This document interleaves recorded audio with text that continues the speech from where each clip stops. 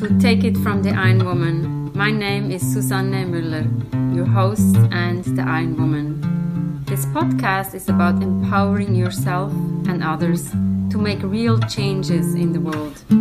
You will hear from everyday, smart, sophisticated, hip people like you and me. Not everybody has to be an Iron Woman to impress the world. Together, we will learn from the sports and business leaders how you can become a more successful person as an entrepreneur or a leader. It's one step at a time, one day at a time. Take your steps now. Take your big steps now. Join me on this journey to success. This podcast is being sponsored by Get Loopy. On episode 41, you can hear the story of Isabel, the co-founder and CEO.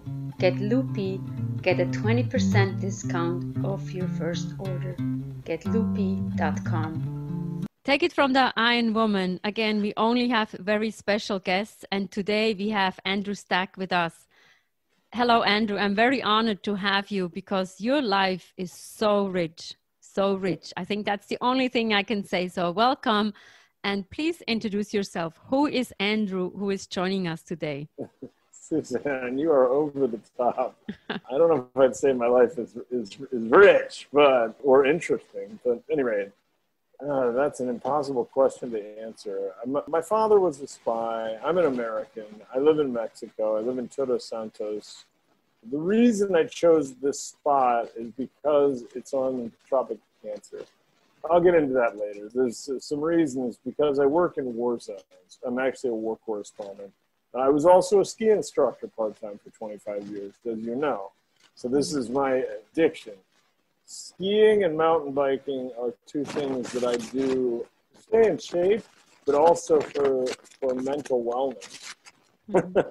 If I ride my mountain bike, it's mostly climbing. I mean, it's 3 hours going up a mountain, and it's only about 25 or 30 minutes to come down if you're moving. Time on the way up is all maximum heart rate. I get a natural buzz off that. So it's kind of a drug.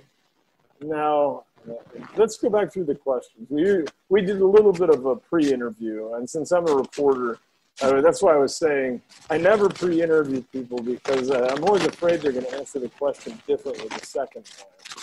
No, that's fine. And I like when journalists, they're not so comfortable when I ask the question. So just go ahead. Who is Andrew? The interesting. Well, you asked me an interesting question before, and I think it would surprise people to know this. If there was one thing in my life I could change, you asked me that.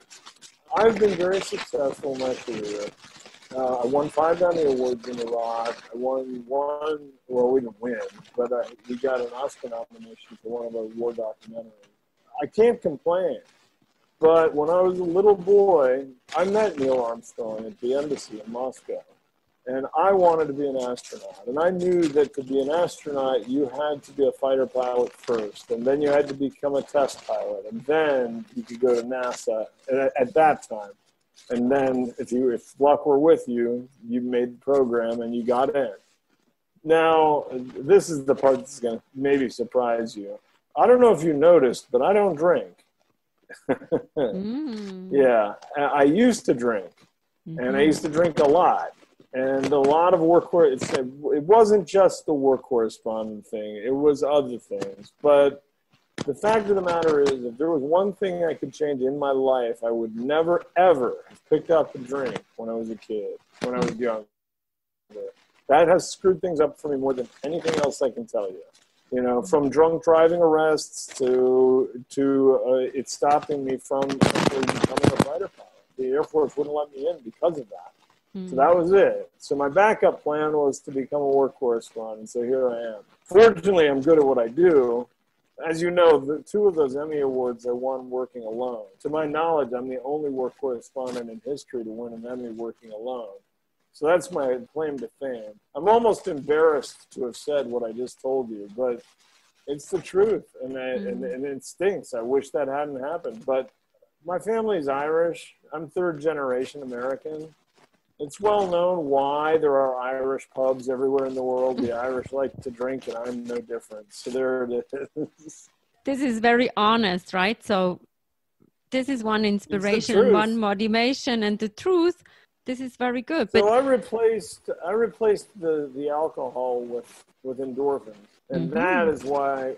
I mean, I was already a skier. I was already a mountain biker. I was already all of those things. But when I came home from Pakistan, I was bored, and I didn't have anything to do. So normally I would mountain during the summer. I would mountain bike 3 times a week for 2 hours. So that means I'm climbing for about an hour and a half. Then and I know you know this because you did an Ironman. There's another level. I was going beyond the red zone or what have you. I was going beyond the limit of the calories I had, but I wasn't going way beyond them.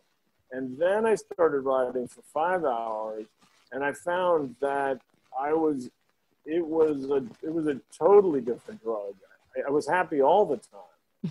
I wouldn't even think of drinking. It cured my problem. And I've met so many people. There was a guy that I think he does just about every Ironman there is, and he wrote a book about it. He used to be a drug addict, and he replaced that drug with a drug that's good for you. It's another drug. It's endorphins. So that's basically what I did, and I still do it. I ride every day. In the last 3 months, I bet I've only not ridden maybe 3 or 4 days, and that was because of weather or because I had something that I had to do. Oh, that's inspiring. So you replace one drug with another drug, and we spoke about like you get to a 7, to an 8, to 9, and a 10, and then there is this. We don't want to go beyond the 10. So how can you be mindful that you don't crash in a way when you know you shouldn't go to the 11? Well, this is part of the problem. When I was talking about alcohol, I have had a gift my entire life of getting to the edge of a cliff. I might have been running towards the edge of that cliff. And when I got there, I stopped and went, whoa, whoa, whoa, whoa, whoa, whoa, whoa. And I looked down and realized I was about to fall 3,000 feet. And I stopped and said, geez, I'm lucky I stopped. Well, war zones are the 11. And I've lost several friends. And right now I have a friend that's over there. And boring 95% of the time, but when it's not boring, it's very interesting. And yeah, you've probably seen the video of the bomb going off behind me. There was a 3,000-pound bomb. I mean, if I had been any closer to that bomb, I definitely would have been killed. And I think about that, you know? So the whole time that I was in Iraq in particular, and I've talked to a lot of other war correspondents who say the same thing, it's like being a hamster in a wheel. The whole time you're there, you want to come home. And the moment you get home, you think it's boring. And I don't care where you live. Like, I was living in Park City, Utah. There are a lot of interesting things to do. And I do all of them. But the moment that I'm there, I want to go back to the war zone. And the moment I'm back in the war zone, I want to come home. And it's like being a hamster in a wheel. So I'm glad I broke that. It took a while to break. And I still have it. You know, I still have it. People ask me if they called you and said, will you go tomorrow? I'd say yes. And I hate that that's true, but it's true. I would do it. Let's go again. And it also sounds like, you know, when you say you ran to the cliff, you must have a guardian angel. I do. I'm positive I do. I should be dead. And not just from that, from skiing. We were talking about crevasses in Switzerland. I've skied everywhere around the world. I've skied Alaska. I've skied Argentina. I've skied everywhere. I love skiing. And I hired a guide, but there was one time that I went off-piste, and now I understand why Europeans stay on-piste. In the U.S., we all go off-piste. It's like a playground. We don't even think about it. But there were signs in German that said crevasse area. I don't speak German, but I know what a crevasse is, and I can read crevasse. And I saw it, and I thought, they're warning me that I'm getting near a crevasse area. No, that sign was basically telling me that I was in a crevasse area. And I have video of this, by the way. I was skiing with one of my photographers, who's also German. I went across a snow bridge that was above a crevasse. I didn't know that's what was happening because I couldn't tell because I was looking at snow. It threw all my weight forward onto the tips of my skis. But you know, just like you, I've been skiing since I was very, very little. There's almost no situation on skis I haven't been in. I'm an expert, so with everything I had, I forced my weight back to try and pull my tips up, and I did. And I crossed it. It was a small snow bridge. I would say it was 10 feet across, but I went across a crevasse, and had I fallen into that, I don't know how deep it was. There was no one there to save me. I could have been killed doing that. I definitely have a guardian angel. Definitely. And are you grateful for that guardian angel to say, hey, Andrew, enough? I'm not very spiritual, but I believe that things happen for a reason. And I think I selected to be here right now to see what's about to happen. There's more. I'll tell you a funny story about, I outran the police on a dirt bike when I was 14 years old. I got away.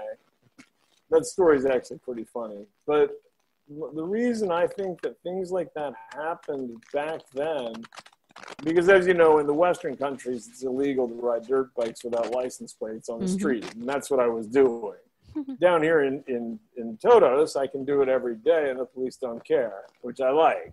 But in Iraq, if you're running, if they catch you, they will cut your head off. If I had been caught by the police when I was 14, they would have called my parents and I would have gotten in trouble. Do you understand what I mean? So I think that a lot of these things that were happening were training. What an interesting person, an Emmy-winning person, Andrew Stack. Certainly an interesting person. We can learn a lot from him. Take it from the Iron Woman. We have episodes every Monday, every Wednesday. And make sure to order Get Loopy, getloopy.com. You get 20% off of your first order. And chime in again. We have more episodes waiting for you with interesting people. Take it from the Iron Woman. Thank you very much.